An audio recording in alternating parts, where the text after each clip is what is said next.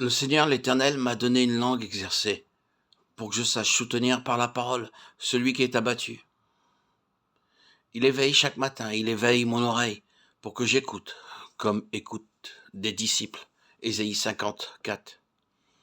Est-il possible que dans notre folie, nous puissions avoir la langue exercée des sages? Je me souviens d'un homme dans le nord de l'Inde qui était né de nouveau. Il était analphabète. Et les jeunes gens se moquaient de lui en disant « Tu n'es qu'un insensé, tu ne sais pas lire ». Il leur répondit « Je suis un insensé à vos yeux, mais je sais une chose. Prenez un peu de lait caillé et mettez-le dans du lait. Tout le lait sera caillé. Mais mettez une grande quantité de lait caillé dans du lait. Vous ne pourrez plus le boire. De même, votre grand savoir et votre profonde connaissance de la géographie, de l'histoire et des sciences ne vous serviront de rien en matière spirituelle. Et d'autre part, toute sagesse humaine est folie devant Dieu. » Beaucoup de gens venaient voir cet analphabète pour la prière. D'apparence extérieure insensée, il disposait néanmoins de la langue des sages. Quand vous priez, dites la chose suivante. Seigneur, donne-moi la langue des sages. Et il le fera. Dites-lui, Seigneur, donne-moi un message pour une âme. Proclamez par la foi les promesses de Matthieu 10, 20, Luc 12, 12, Luc 21, 15, Actes 6, 10. Et il vous donnera les paroles appropriées pour vos amis et vos ennemis. Il éveille chaque matin. Le Seigneur nous réveille sans sonnerie. Dites-lui, Seigneur, réveille-moi à 5 heures et donne-moi un message pour ce jour. Vous serez étonné de voir comment le Seigneur vous réveille et vous prépare pour toute la journée. Voilà notre privilège.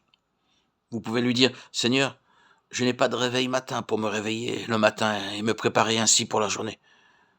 Chacun d'entre nous peut et devrait lui parler de bon matin et jouir de sa présence. Cela nous maintiendra frais et dispos pendant toute la journée. Beaucoup de gens ne respectent pas la prière matinale. Ils gaspillent leur temps. Mettez-vous à genoux de bon matin, recevez le message du Seigneur et dites « Seigneur, enseigne-moi et parle-moi.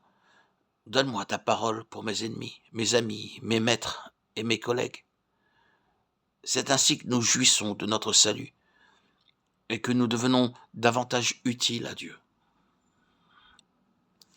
Quand nous nous appuyons sur le Seigneur, Jésus, nous pouvons lui demander ce dont nous avons besoin. Même demandons-lui de nous délier la langue pour pouvoir lui demander. Le Seigneur Jésus est notre rocher. 1 Corinthiens 10, 4. En lui, nous pouvons porter toute notre confiance. En lui, nous avons un véritable soutien. Demandons-lui des petites choses jusqu'aux plus grandes. Proclamons sa parole.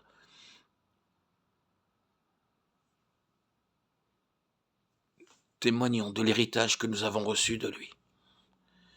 Il se fera de plus en plus proche et sa présence sera plus active dans nos vies. Il sera véritablement le meilleur ami, le meilleur compagnon.